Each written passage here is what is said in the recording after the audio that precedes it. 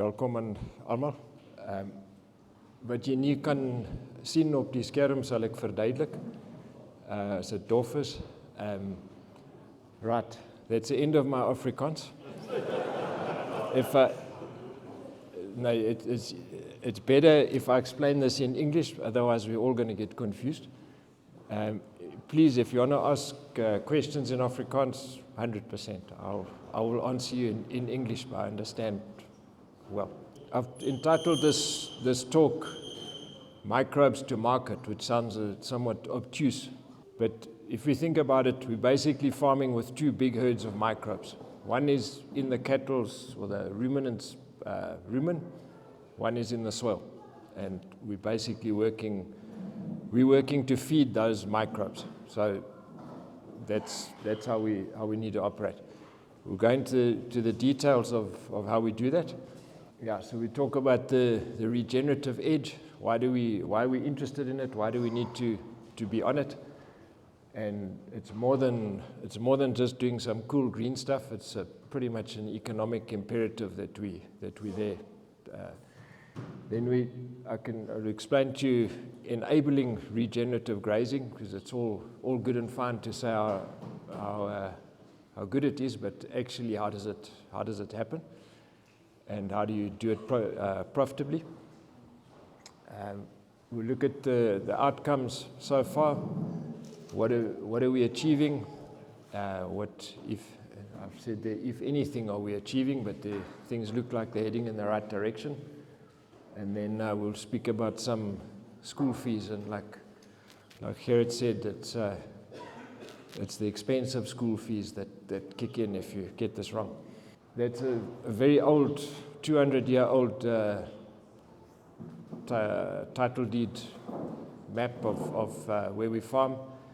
And I'm not sure why our ancestors decided to stop there, because there's some not very optimistic statements that are noted on the map, like weak springs and sour grazing and cold, and the general conclusion was cold, sour, and unsuitable for human habitation.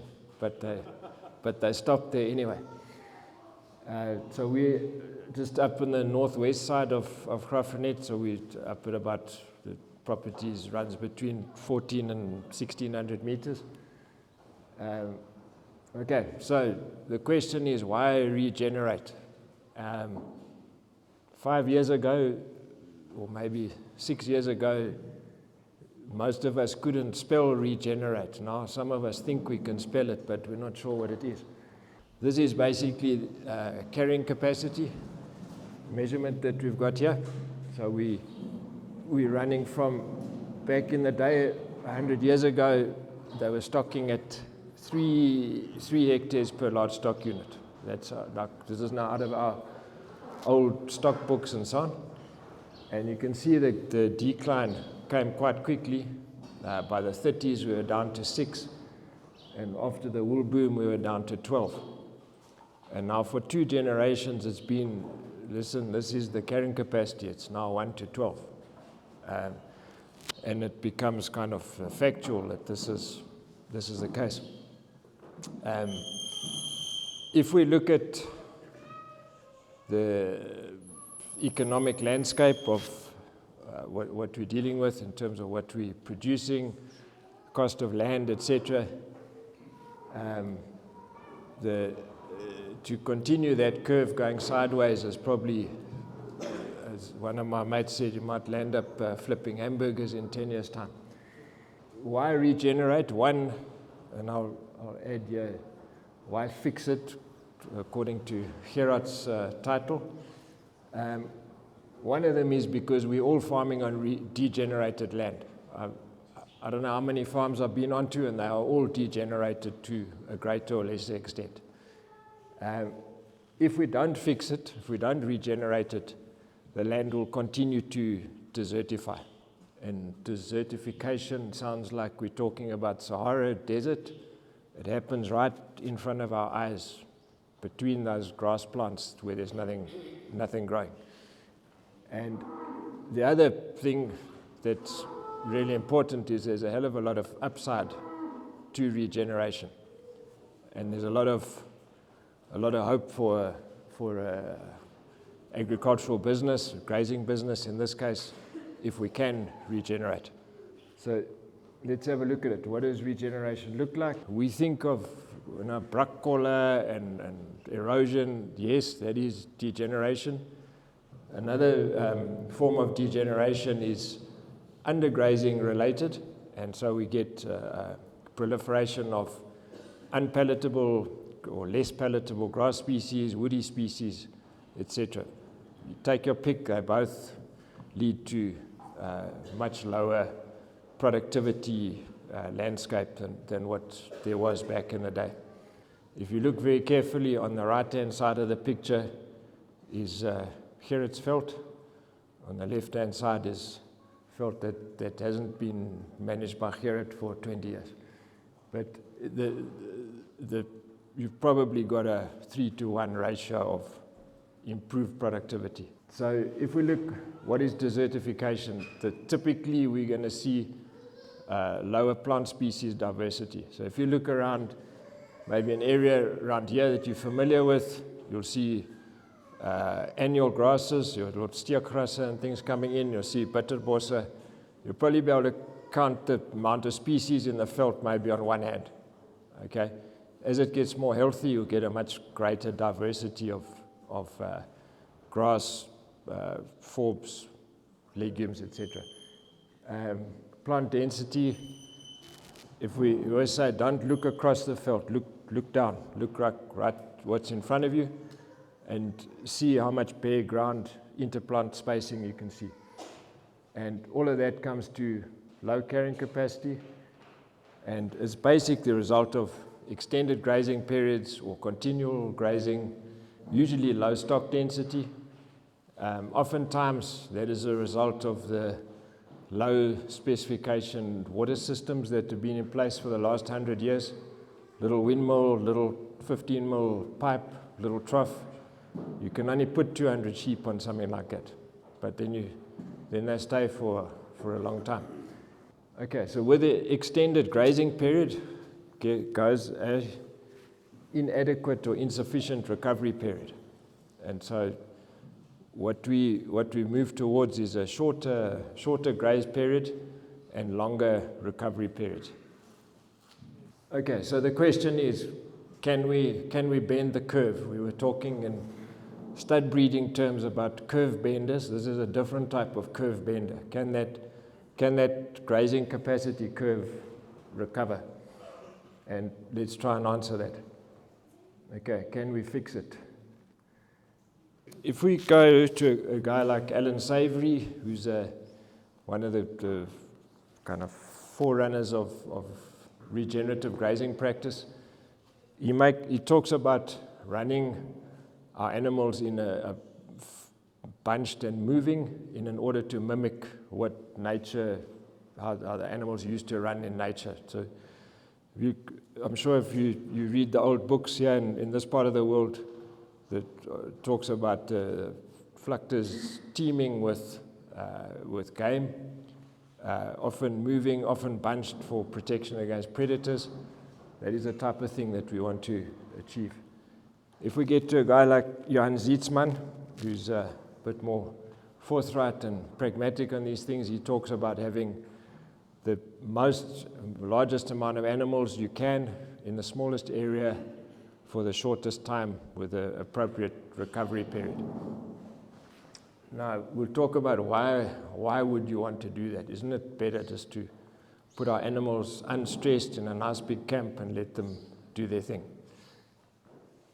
So one of the things that we can illustrate here is, if you look at the left of that picture, and it's very typical in a degraded veld, we'll have mature plants, lots of space between them. And so you could have a mature plant and half a meter. You'll be quite surprised if you stand and look down how much space there is. And so that soil in between usually is hard and capped, so unable really to absorb water. It gets usually very hot, very cold, And so we need to break that up. Now, how do you go about breaking that up? You can't get a machine in there. Any other way to do it would be expensive other than with the assistance of the hooves of animals. And so if we can bring the animals in, break it up, create a seed bed, if you look on the right-hand side, we can start generating new plants coming in between the mature plants. And so that's, when we talk about can we bend the curve, that's where the curve starts to bend. If we can have even two plants where one plant was growing, and usually it's a better plant, we're in business. Enabling regenerative grazing, just a couple of pointers. The first one, we need to be able to orchestrate a short and intensive, more intensive grazing period and a longer rest period. So that short, intense grazing period is what is breaking up the soil. It's helping us to trample down old moribund grass and bush, basically get that broken down and recycled. That's basically the old herds of animals herding together. As best as we can, we put our animals into strip grazing, where we might have 100 or 200 large stock units on a hectare, but for a short time. We'll have the area grazed down, ready for rain, and basically what we're looking for is the area to be grazed, trampled, fertilized, and ready for rain. Okay, where we stay, I don't know about here, but it rains when it rains. So the best we can do is leave that. When I walk away from that camp, I want to look at it and say, if we have 50 mils deluge now, what's going to happen to the water? It must go into the swell, not run away. And then you can't see that, but then that's grazed and that's regrown and ready to graze again. This would be typical of those mature plants and the little plants coming in between. And all that's to say is that in a small area, if we extrapolate that over a hectare, that's after our first round of high density grazing, there's an extra 750,000 plants per hectare that's growing there. So when we ask, can that curve bend, it can start to. Yeah, so if we can grow an extra 750,000 plants over a few thousand hectares, now we're starting to talk.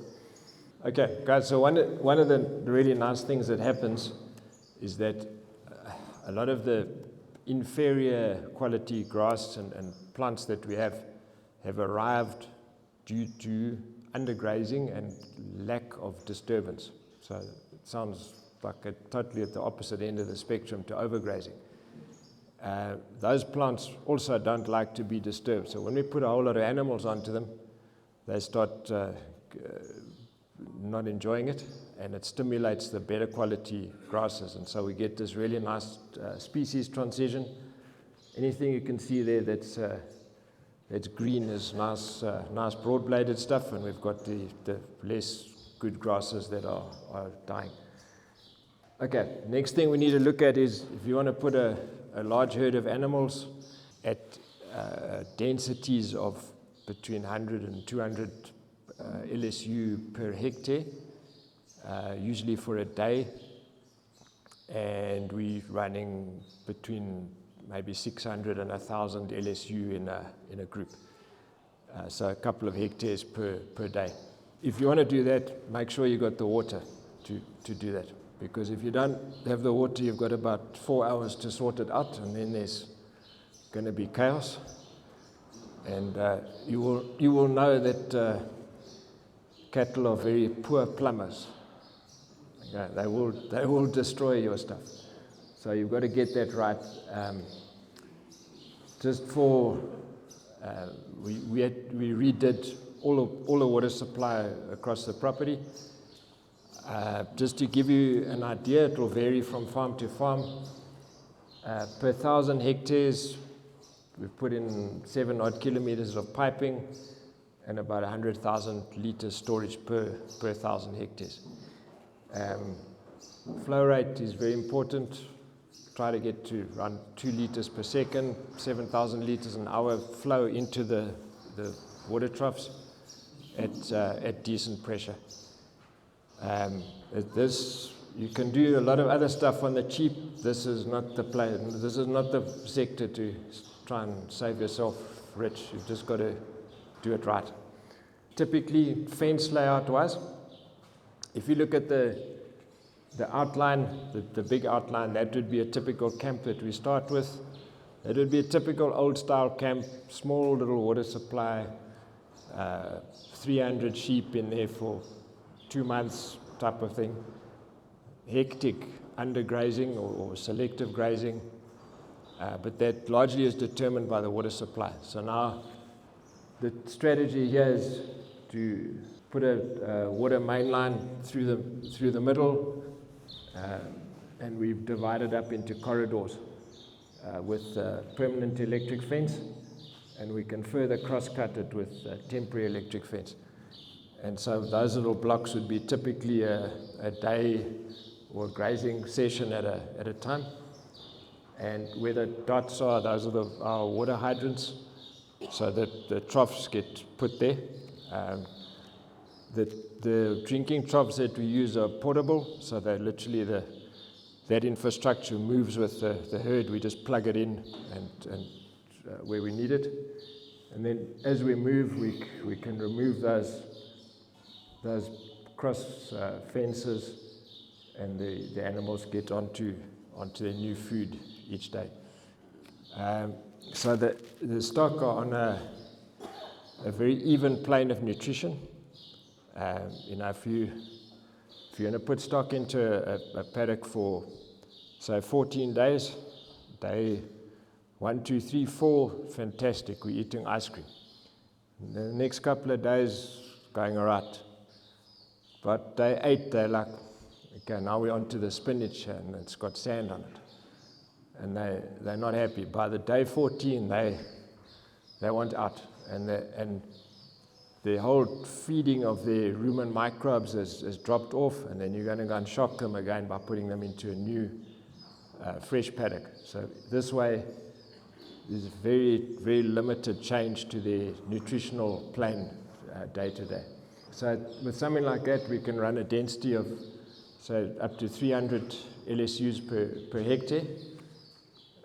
Maybe we want to go through faster. If the grass is growing faster, we can split it down like that. We can run 100 or even 50.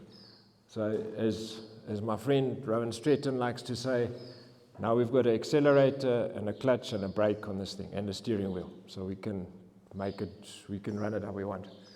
Question comes up, like if this is going to happen every day, and fencing is not your passion in life or your hobby, how do you make it happen?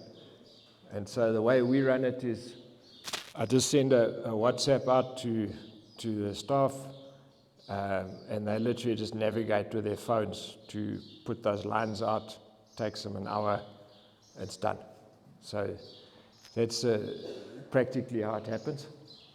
It typically has costed us about 400 Rand a hectare to implement this stuff. It's maybe 8 to 10% of land value. Amortized over 20 years, it's basically $50 a hectare. Which is at 6 hectares per LSU, which we've now got to. From 12, we're at 300 odd Rand per LSU per year. So that's pretty manageable.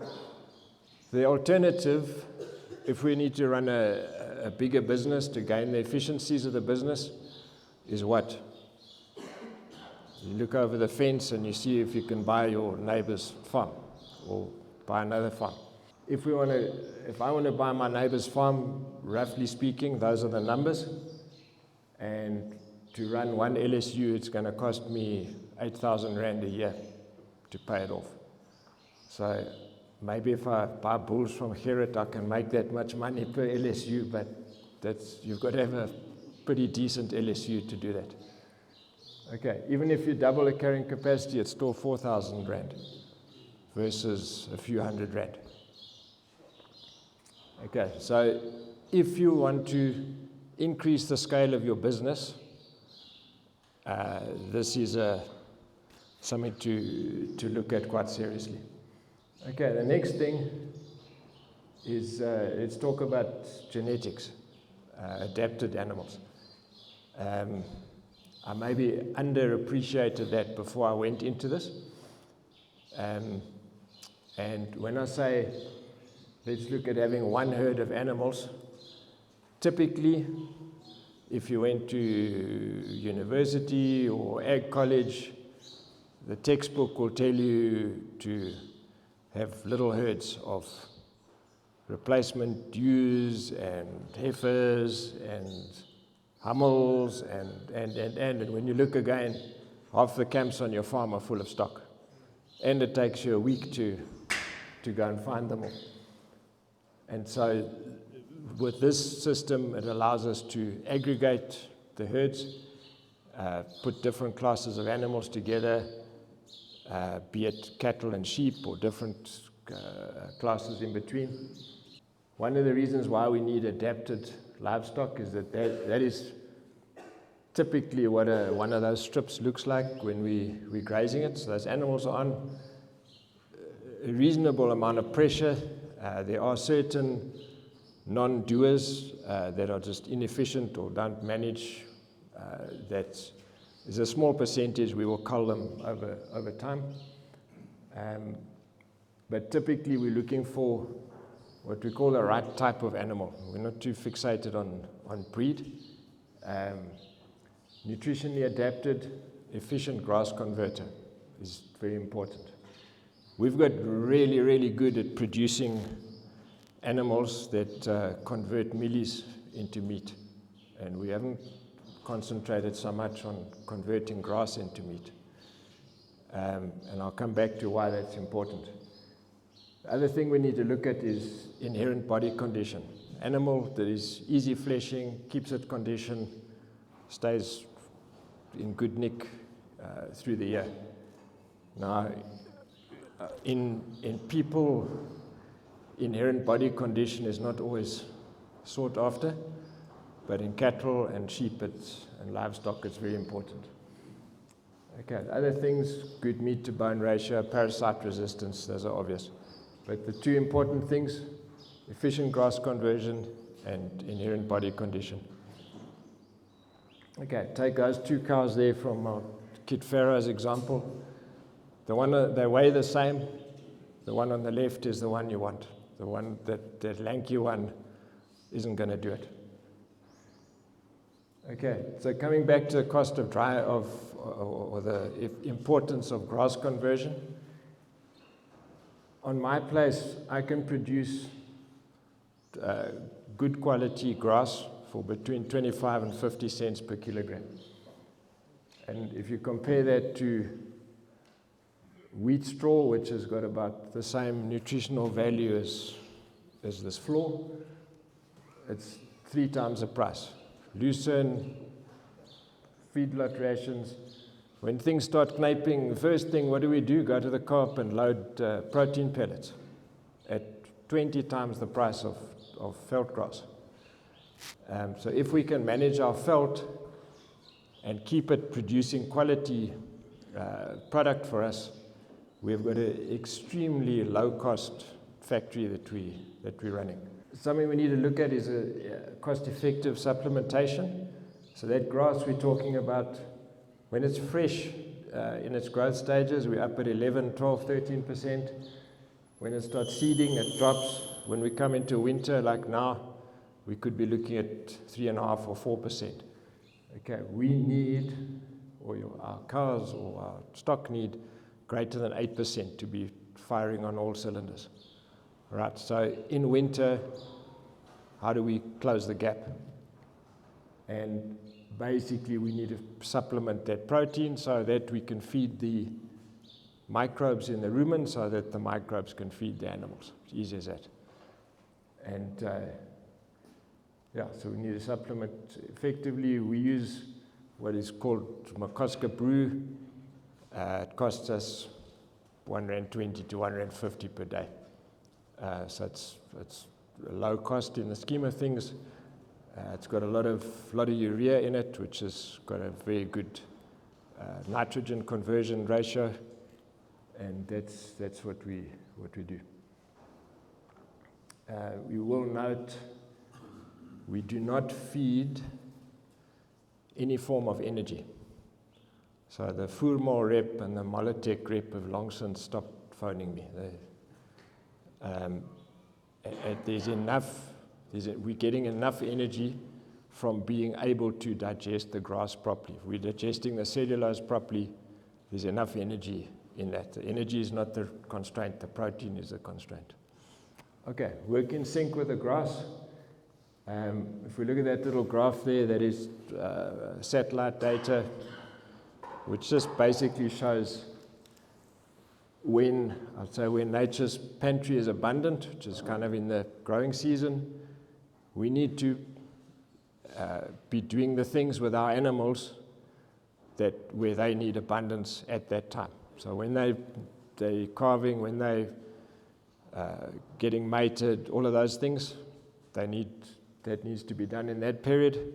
But that's basically from month 0, that is the nutritional requirement of a cow, up to weaning. So you'll see she basically needs double the amount of nutrition quite soon after she's calved. So we can bat that two ways. We can either do it when nature's pantry is abundant and nature can do the work for us, or if we want to do it at some other time of year, we're either going to let that cow get in poor condition and she's going to skip, or we can go to the co-op and we can go and buy us some ice cream, but then you're not going to make any money, so you're going to hurt either way. Right, when we've got boarding school food for our animals, like from now for the rest of the winter, then make sure that the animals only need boarding school food. Okay. All right. So in winter, this is typically what we'd have is the yellow line is the strip graze of the cattle. Those cattle are running, is about 500 cattle on 5 hectares there. Mixed Karoo veld, grass and bossie. They would typically be moving across like this, and they're fine. The calves are weaned, and they're in a good place. And that's the regrowth in the following year. Of interest, that area is running at 3.5 times conventional stocking rate. That area is rated at 15 to 1, 15 hectares per LSU. We're running it at around about 4. And that all gets taken off in 24 hours. That land rests for between 300 and 400 days. And so we've now got a much better range of grass species coming in. We've got legumes coming in, which you would never even have thought that there were legumes growing there. It's an unusual environment, that particular piece of veld, for grey-wing partridge. Is for the first time this year, there's a family of grey-wings that have pulled in there, so they're obviously finding what they need.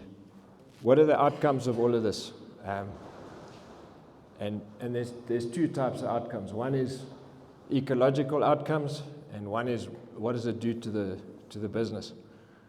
And I need to share a couple of things around the business side, because if we just have ecological outcomes, we could just be running an ecological charity, and that would be cool, but we're not going to be here for very long. Okay, so let's look at the ecological outcomes first.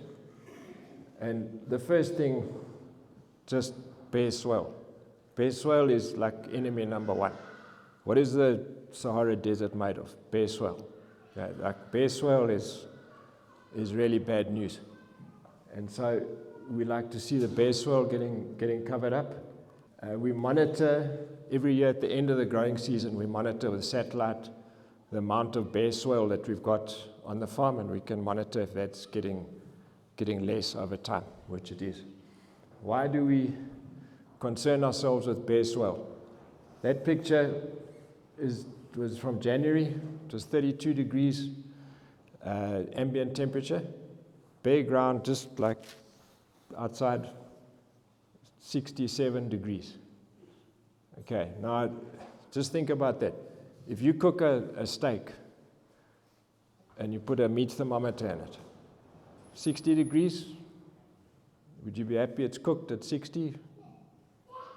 70, it's starting to, unless you like it well done, it's not great, and if it's hotter than that, it's not going to be great. So we're cooking meat at 60 degrees, there's 67 degrees. There's no soil microbes that are going to be putting their hand up for duty at that temperature. Okay, grass plant, growing shrubs, 32, 35 degrees. They're basically keeping the ambient temperature. If we look at dead mulch, interestingly, it's trampled mulch, 75 degrees on the top of the mulch. We dig through it, it's 30 odd degrees. So you've got this beautiful blanket that's protecting the soil. Okay, but just pay attention to how detrimental bare soil can be. Besides the fact that it doesn't absorb water, it also is too hot to be of any use. Okay, you can see there's some bossies and some bruckkolle in there. That's an old picture. And after 2 years of implementing Regen grazing and starting to grass over, that was, interestingly, that old picture was taken in an above average rainfall season.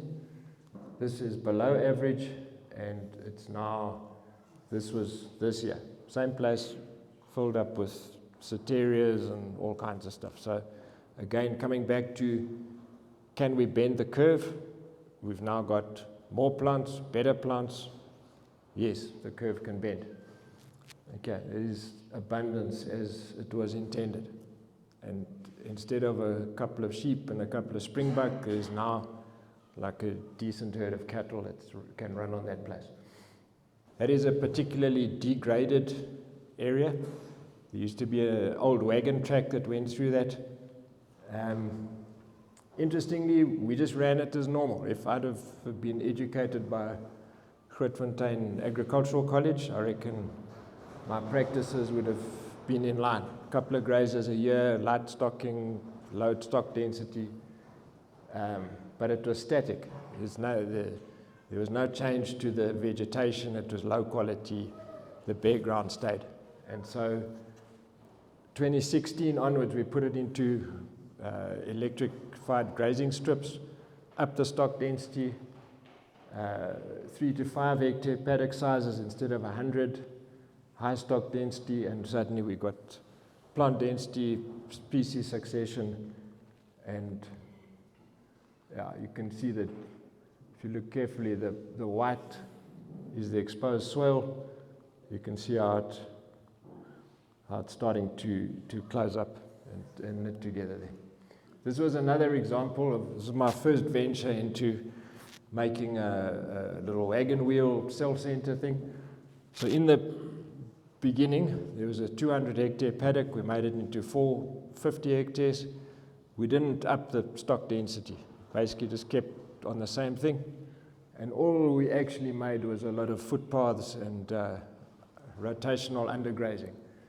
And the same thing, we put in up the stock density, and you can see, basically if you can see the white disappearing, that's the bare soil.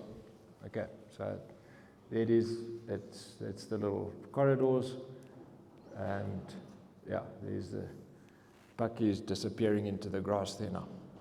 Okay, and much better type of grass than there ever was before.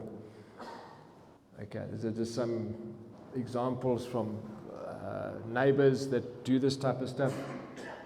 bare soil to grass. Okay, water, basically,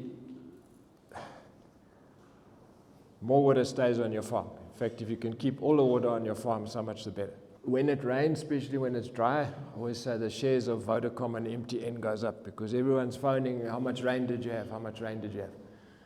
And the real question you need to ask is not only how much rain did you have, but how much rain did you keep? How much rain stayed on your place? Okay, to be sending around WhatsApp videos of the sluit running with muddy water is not bragging rights. You don't want to see any of that. We say little throwaway line, stop the drop. Like if a drop of rain falls, it must stop here. You don't want it going further. If it starts moving, it's going to the sea. Won't stop till it gets to the sea. If we can retain the moisture in the profile, one of the benefits is we're going to get our veld coming away earlier in spring, so earlier regrowth.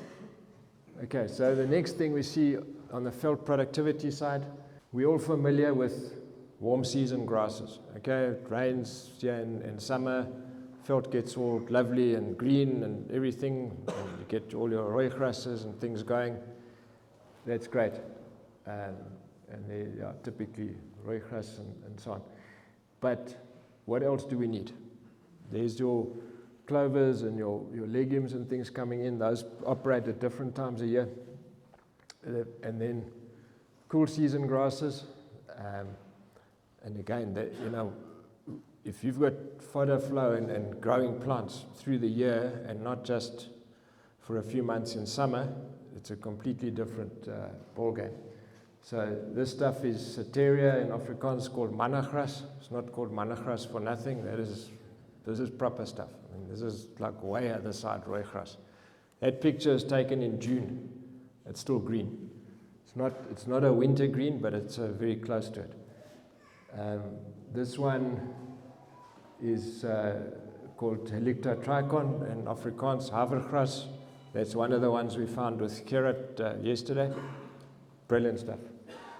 And again, that in July, we've got green feed, we've got photosynthesizing plants. So the longer we've got growing plants for in the year, the better. We've got, as far as stocking rate's concerned, that coming back to bending the curve this is how it rolls. We're growing. Firstly, we've got free sunshine and rain to drive the system. So far, we haven't been taxed on that. So hopefully that stays that way. We're now growing more plants. We're growing more leaf per plant. We're growing better plants. We are growing plants for more months of the year, and we are harvesting them more efficiently. Put all those together, and you'll see why I'm starting to talk about doubling carrying capacity. In some areas, we are running 4, 5, 6 times the rated carrying capacity as the areas have improved. Okay, so can we bend the curve? So far, we've bent it back to 6 hectares per LSU, so we're now back at 1930s stocking. There is nothing that is telling me that there's a limit here. We're only scratching the surface. There's no problem. The more of this we do, the better it gets, which is exciting. We don't know where the end is, but we're not at it yet. Okay, so the fourth thing in terms of outcomes is what we call ecological outcome verification.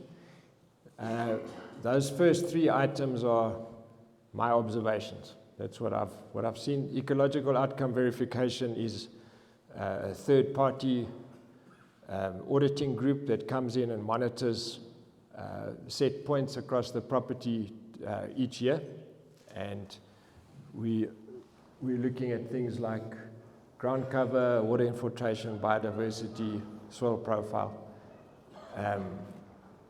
and from that they will determine the various scoring and indices. For us, it's, once you've got enough data, it's quite useful in terms of being able to identify management changes that you need to make.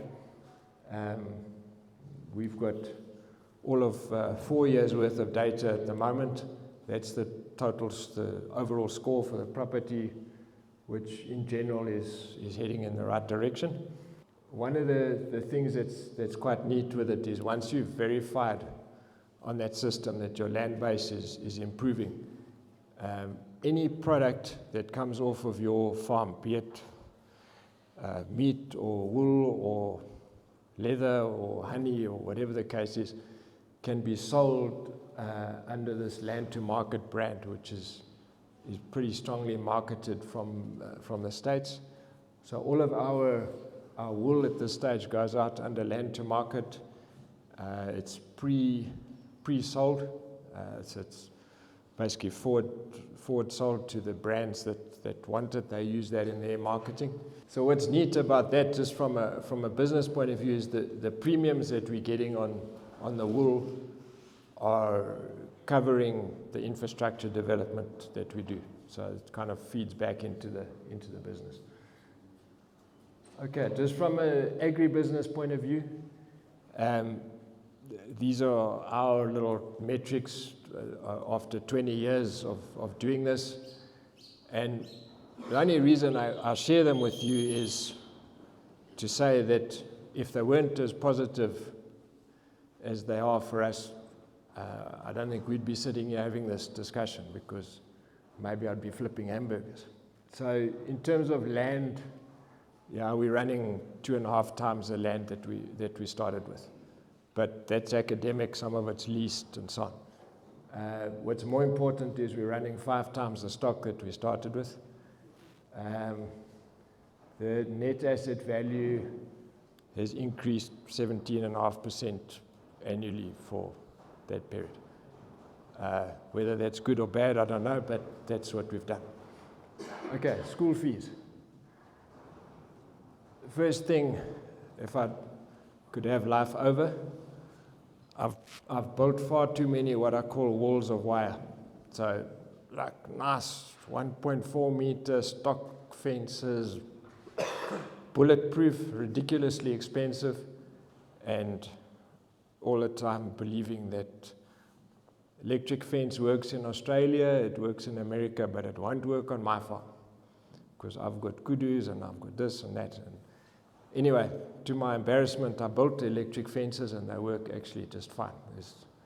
And so you can build permanent electric fences for a couple of rand a meter versus standard fences are crazy money. And of course, there's reusable polywire fencing that gets put up and taken down. So that was one realization. Coming back to the water, flow rate, pressure, and storage, very important. Don't try and save yourself rich on that. Ruminant nutrition, feed the microbes, and leverage that effective rumen supplementation. There's some really great ways to do that, very cost-effective ways. And they usually don't come in a bag from your co-op. Let's just put it that way. Okay, sell by commodity marketing. I'll not go, it's a whole topic on its own, but we have done, if you want to look up KLR marketing on the internet, a lot of that like on sell and replace marketing. And so yeah, there's very nice margins that we make often on stock, the way we market stock, and it protects us from market fluctuations. So we're much more interested in the margin than the price. Okay, scale to at least be at a scale where we're efficiently multiplying the benefits. And maybe allied to that is the 1 grain of sugar analogies. Don't test, or you won't be able to test if sugar makes tea sweet by adding 1 grain of sugar to the tea. Okay, it's just too little.